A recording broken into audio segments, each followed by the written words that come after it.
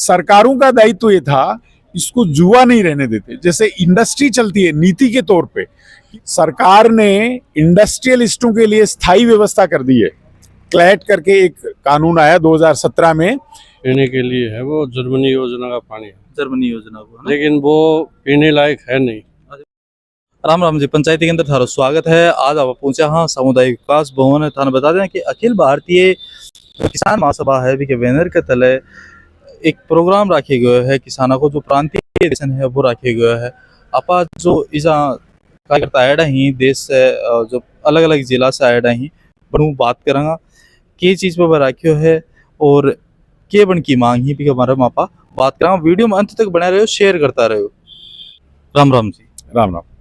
जो अपने देश की अर्थव्यवस्था है सर, 75% कृषि पर आधारित है और फिर भी किसानों के प्रति यो मतलब डबल स्टैंड रखे जा रहे हैं, यो करते उचित है? देखिए, किसान जो सरकार का अभी जनसंख्या का आंकड़ा है, कौन कितने पैसे में है, उसके हिसाब से सरकार ये कहती है कि करीब 25 करोड़ परिवार अभी भी किसानी पे निर्भर हैं, किसानी में है वो कहीं न कहीं। तो ये संख्या जाती है लगभग 100 करोड़ के आसपास। 100 करोड़ के आसपास। तो 140 करोड़ की जनसंख्या में से इस देश में किसानों की संख्या 100 करोड़ के आसपास है। मतलब ये हो गया कि 2/3 जनसंख्या अभी भी किसानी पे ही निर्भर है। और एक तरीके से कहिए तो अभी इतने सारे औद्योगिक क्रांति का नाम और सूचना क्रांति का नाम और सारी बातों के बावजूद हमारा देश अभी भी प्रधानतः कृषि प्रधान देश ही है। और उनकी इतनी समस्याएं हैं आज के दौर में कि न केवल किसान संकट है, पूरी किसानी संकट में। आजादी के पहले ये आंदोलन चल रहे हैं, जब बिजोलिया किसान आंदोलन है, और भी जो आजादी के बाद में अभी भी देखा कि 13 महीना तक कंटिन्यू दिल्ली के अंदर भी किसान परेशान होया सर्दी के अंदर ही, और शाहजहांपुर बॉर्डर हो बैठे भी। तो किसान जो अन्न कमा के दे लाग रहे है, जो सरकार को एक टाइप से मतलब लोगों को पेट पाले लाग रहे है, भी के साथ में तो दुर्व्यवहार क्यों हो रहे? देखिए, आजादी की पहले का जहां तक सवाल था तो वो तो सामंती और साम्राज्यवादी राज था, किसान एक दबके रहे हो। और उस वक्त अर्थव्यवस्था में जो उत्पादन था उसमें 80% कृषि का हिस्सा था। तो सारी लूट कृषि की थी और दोहरी लूट थी। अंग्रेज लूटते थे और जितनी लूट ऊपर वो राजाओं से करते, नीचे राजा उसे किसान पे डाल देते थे। तो वो तो स्वाभाविक था। बिजोलिया आंदोलन ले लो, तेभागा तेलंगाना आंदोलन ले लो, किधर का भी नक्सलवाड़ी इवन उसी का परिणाम एक बाद में जाके हुआ कि किसान के ऊपर जुल्म तो था ही, साथ ही साथ उसका भयंकर सामंती शोषण था। मतलब उसको जमीन उसकी नहीं थी, कमाता वो था, और टैक्स सारा टैक्स उसी से वसूल किया जाता था माल के रूप में। तो वो तो उस वक्त उसकी जो हालत थी वो तो बहुत खराब थी।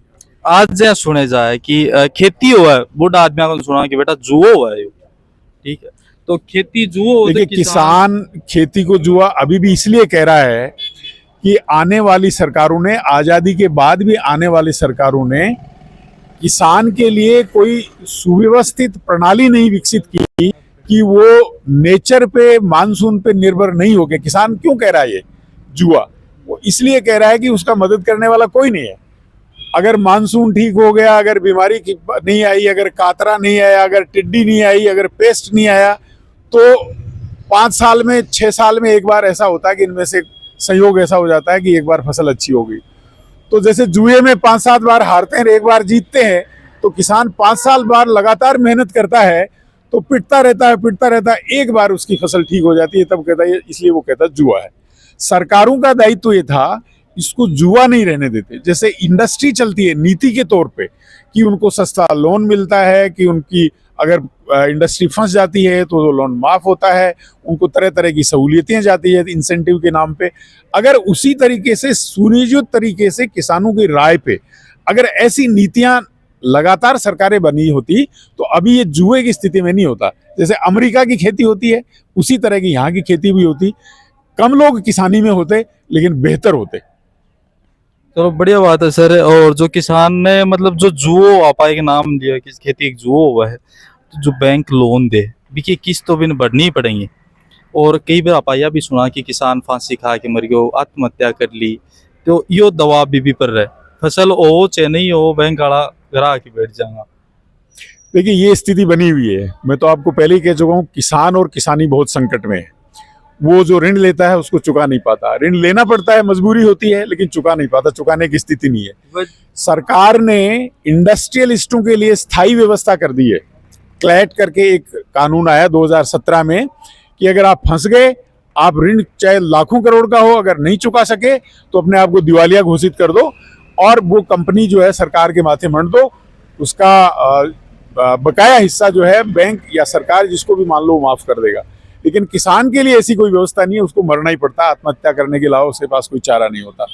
बैंक बड़े लोगों के तो पास जाके पूछते हैं कि किस्त लेने आ जाऊं, किसान का अगर 2 किस्त भी डिले होगी ट्रैक्टर उठा के ले जाते हैं। तो सरकारें किसान की मदद नहीं कर रही है।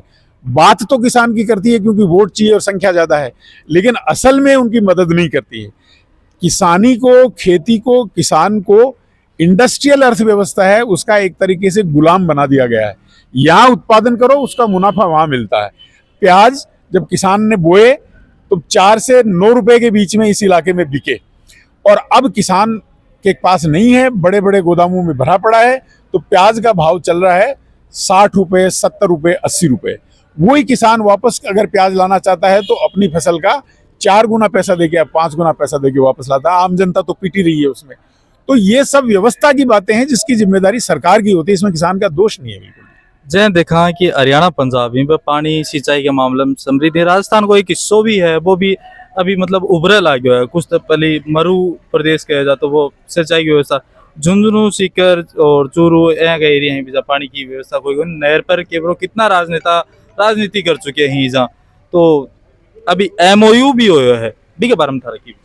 देखिए हमारी तो मांग है, यहाँ से हमने मांग उठाई भी है कि शेखावाटी इलाका जो सूखा इलाका सीकर, झुंझुनू, चूरू, उसको पीने का पानी तो यहाँ वहीं से कहीं कहीं थोड़ा थोड़ा मिलने लगा है।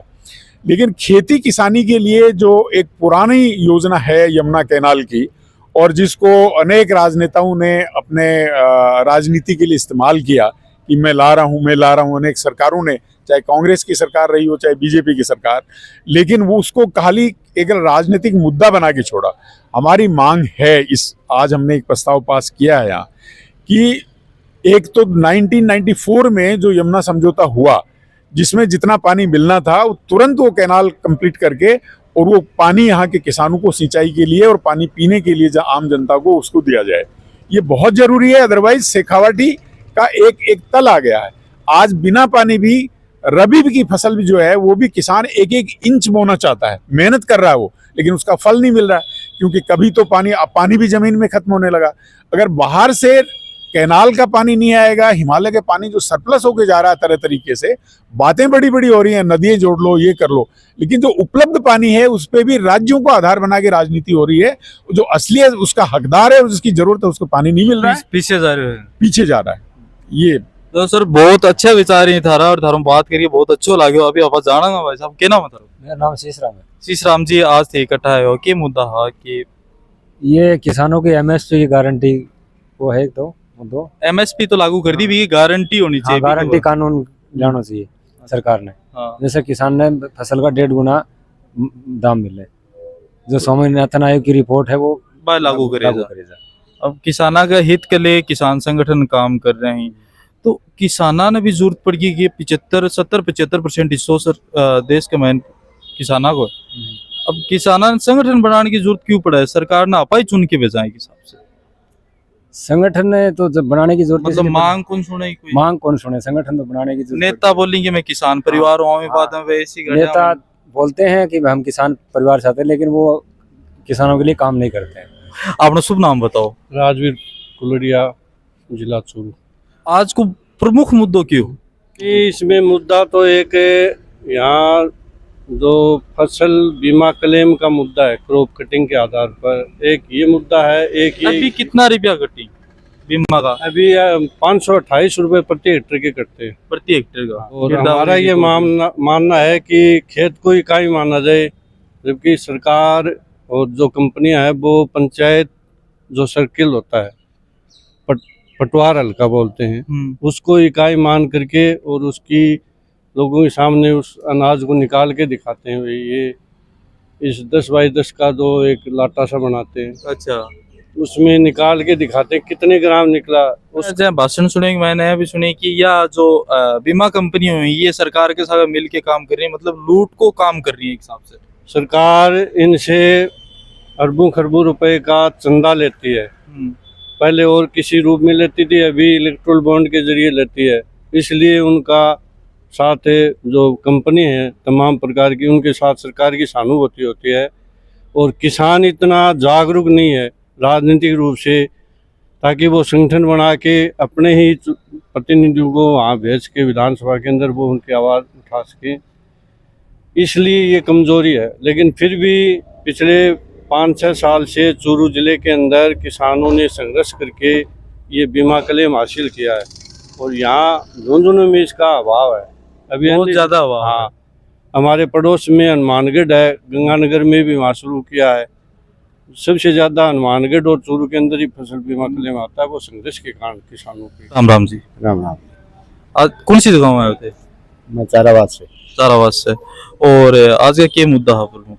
आज को प्रमुख मुद्दा ये हो कि राज्य सम्मेलन हो, के माँ पार्टी मजबूत करनी, और हर यहाँ खेती किसानी है और भी MSP है, मतलब किसान और मजदूर वर्ग के ऊपर जो अत्याचार है बने की रोकथाम के लिए। बन की रोकथाम के लिए और भी पहले संगठन बने हैं, वो भी यही की कि मैं किसाना की मजदूरा की मतलब रोकथाम के लिए काम करेंगे, और भी बाद में कुछ टाइम के लिए तो बनी, भी बाद में बैठ जाएगी। क्या कारण अपनी है? पार्टी तो काफी दिना हूँ है, और आगे भी पार्टी बढ़ेगी। यही तो निर्णय लिया जाएगा वही जमा हाँ कि हर गांव में जाके कमेटियां बनेंगी, हाँ। और हर आदमी ने समझाना पड़ेगा। अभी किताब सदस्य ही लमसम अब तो 8000 सदस्य हैं। वीडियो देखे बाद में थाने के लगा है किसाना की जो मांग है, जो किसान संगठन की मांग ही वह कर तक जायज ही, जो ये जो किसान सभा राखी है एक मकसद ही वह किसाना के लिए कितना सही ही। और थाने यह बताता चला कि भारत की जो अर्थव्यवस्था है वह 75% कृषि आधारित अर्थव्यवस्था है, जो उनको कहना है कि 10% जो बजट के अंदर किसानों को शेयर 10% होना चाहिए, किसानों का हित के अंदर जो सरकार है वह काम करनी चाहिए। जो MSP का मुद्दा ही बन के ऊपर भी सरकार ने सोच विचार करना चाहिए कि तो क्या सही है, कमेंट बॉक्स में जरूर बताओगा। मिलेगा अगली अपडेट का मैं, तब तक के लिए राम राम।